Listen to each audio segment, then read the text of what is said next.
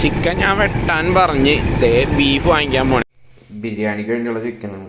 അപ്പോൾ ചിക്കൻ നന്നായിട്ട് പുരട്ടി ഇനി വറക്കാനിടാം. അരി വെന്തിട്ടുണ്ട്. ഇനി നമുക്ക് ദമ്മടിക്കാൻ വേണ്ടി ഇതിനകത്തേക്ക് ഇടാം.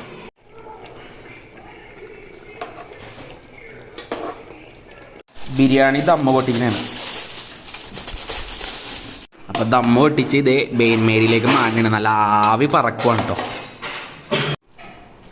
അപ്പം പീസും ഒക്കെ ഇതേ നമ്മൾ മാറ്റിക്കൊണ്ടിരിക്കുകയാണ്. നല്ല മസാലയിൽ നല്ല സെറ്റായിട്ടിരിക്കുക